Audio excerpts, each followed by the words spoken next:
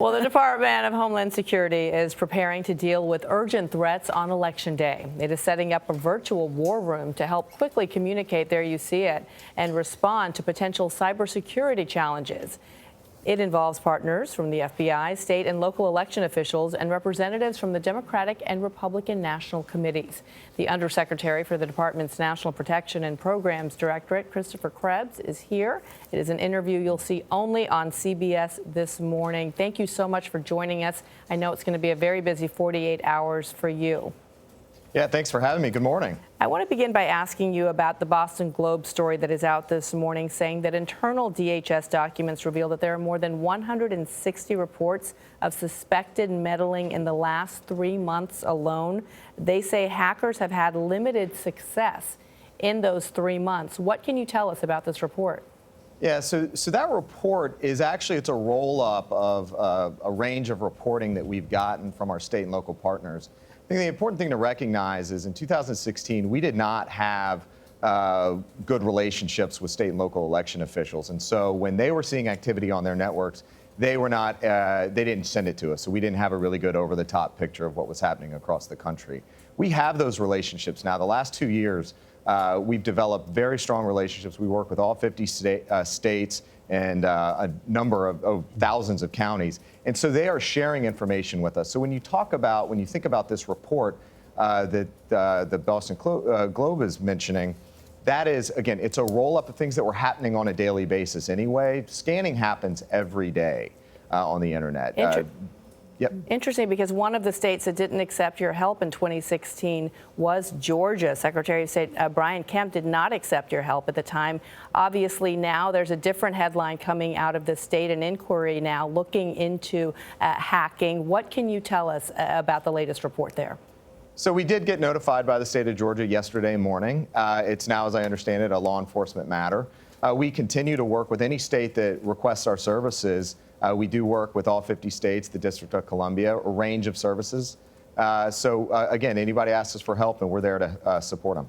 Yeah, those 160 attacks the Globe talks about, are they individual, 160 different actors? Are they coordinated, and where are they coming from? Yeah, I'd caution to call these attacks. Again, scanning, phishing sorts of campaigns, email, those happen on a daily basis across the various governments and private sector.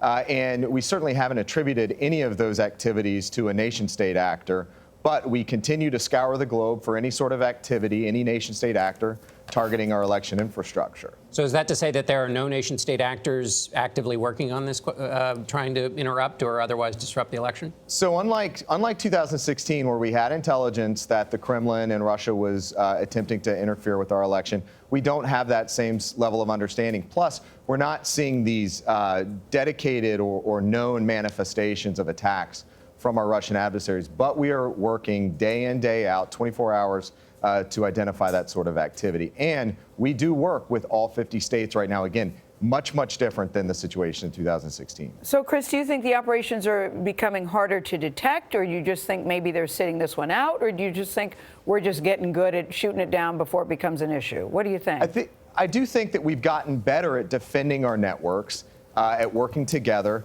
but I do think that the tactics are evolving. We have seen over the last couple years, in particular, Russia be very adept at using information operations and influence campaigns. Right now, there is a lot of noise out there. There's a lot of noise, and a lot of it's garbage. They're pushing messaging.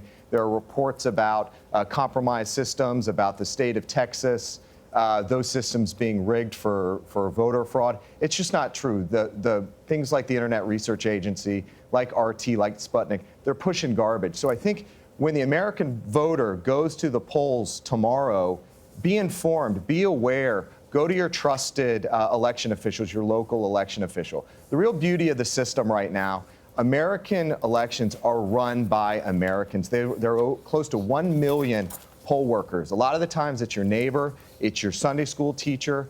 These elections are not run by the federal government. They're not run by the Russians. They are run by the American public. All right. Thank you, Krebs. Thank you so much for joining us on this election eve. Tomorrow, big day for everybody. Thank you.